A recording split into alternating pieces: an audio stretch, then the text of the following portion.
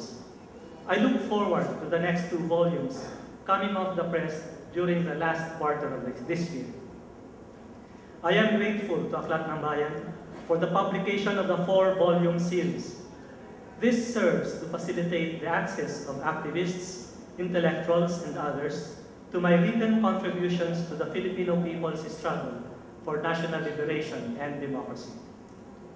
I hope that these volumes can further shed light on the history and circumstances of the Filipino people and the origins and development of the current financial and economic crisis that has swept the whole capitalist world and is wreaking havoc on the lives of the broad masses of the people. For some 3 decades already, the US has been boasting that the policy of neoliberal globalization spreads prosperity and democracy on the basis of a supposedly ever-expanding quote-unquote free market, protected by US imperialist military concentrate might. In fact, the US and other imperialist powers have accelerated the concentration and centralization of capital in their hands and have compelled the rest of the world to stagnate and sustain their consumption with debt financing.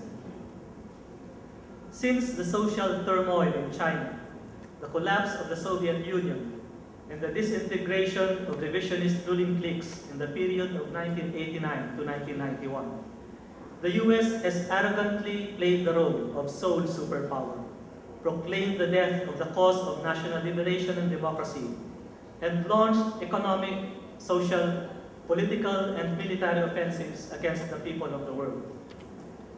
But now, the world capitalist system is imploding. One kind of financial market after another has collapsed and has repeatedly cascaded to collapse the real economy. The crisis continues to worsen and deepen. The conditions of stagnation and depression are expected to run for at least 15 years. The US rulers are setting the pattern of bailing out the financial oligarchy and the industrial giants long before adequate measures are taken to provide relief to the working class and to stimulate production. Only recently, the Arroyo regime has been saying that the fundamentals of the Philippine semi-feudal and semi-colonial economy are strong.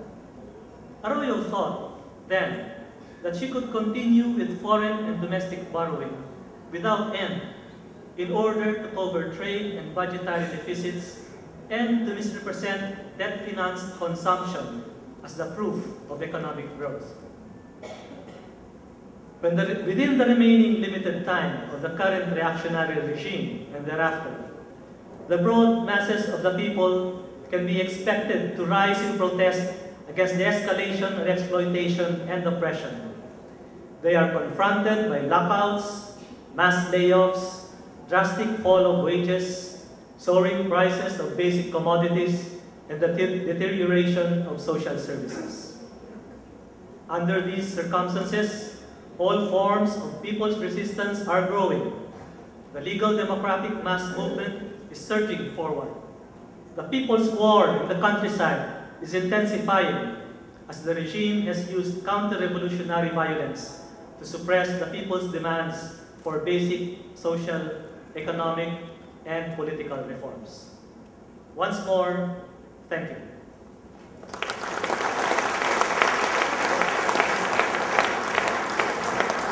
That was short.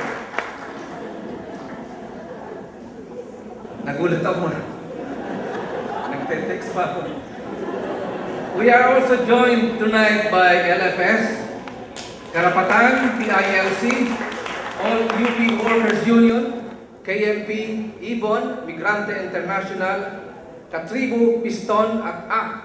Narito rin po ang Center for People Empowerment and Governance, na kung saan ako po ay senior fellow. Ang susunod po ay isang awit.